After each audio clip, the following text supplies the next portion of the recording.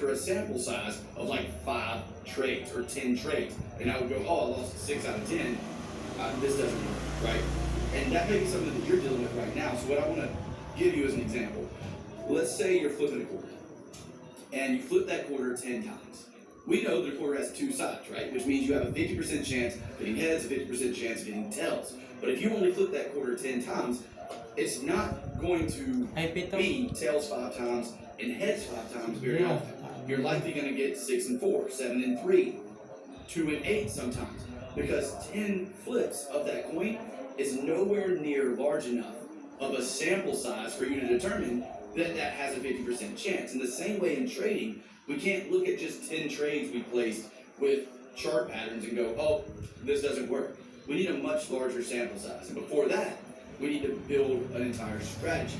So what we're going to do in order to fix this issue is I'm going to teach you how to do something called backtesting. So in backtesting, we're going to look at 100 instances where our rules-based strategy happened in historic data, and we're going to gather that data, and then we're going to judge the strategy based on that data that we now have. If the data turns out that we have a 60% chance to win with a greater than 1-to-1 reward to risk ratio, then we have what is known as an edge, an advantage. We have a money-making strategy that we can stick to. So those are the 3 mistakes that I see traders making the most, and those are 3 mistakes that were the most difficult mistakes for me to get past when trading chart patterns. Now what I want to do is move on to showing you how to fix them. In order to do that, we're going to dive down into some charts, and I'm going to share with you my actual rules for double bottoms and double tops and head and shoulder patterns and inverse head and shoulder patterns. So let's go ahead and dive into that right now, and I'll see you there.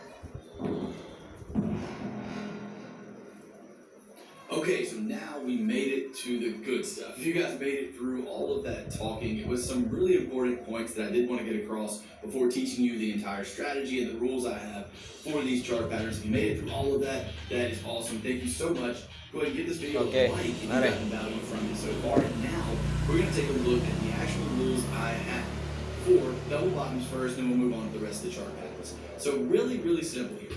As you can see, this is the double bottom pattern that we are going to be looking at, but for the purpose of this video, what I'm going to do is put on market replay mode so you can see exactly what I would be doing after the first bottom was made. So after we see a first bottom, this looks like what? This looks like a regular pullback. What this is a situation where we could possibly see a double bottom and a reversal. Now, what are the rules for that double bottom? As I mentioned earlier, you always want to have rules for each chart pattern that you're going to be trading.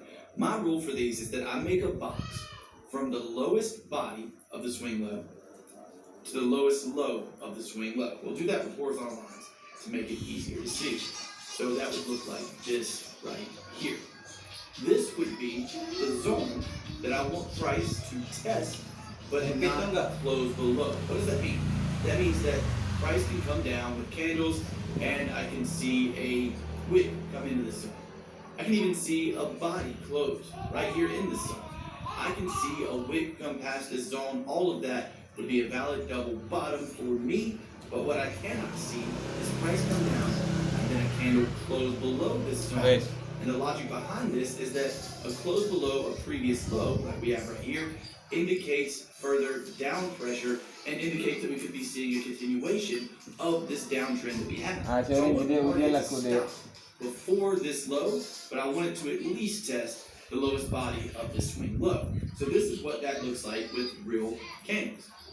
If I click forward a bit, you'll see that we now have a test of our first bottom, giving us a double bottom, but we don't have any candles that are closing below our wick. So the market's showing us rejection from our first bottom by doing this. And with that case, and seeing rejection, this would already qualify as a double bottom for me. Now, I do not trade just because I see a double bottom. We're going to get into entries and a lot of other factors that we add to these types of chart patterns a little bit later in the video. But right now, I want to go through all the rules that I have for double bottoms, double tops, head and shoulder patterns, and inverse head and shoulder patterns.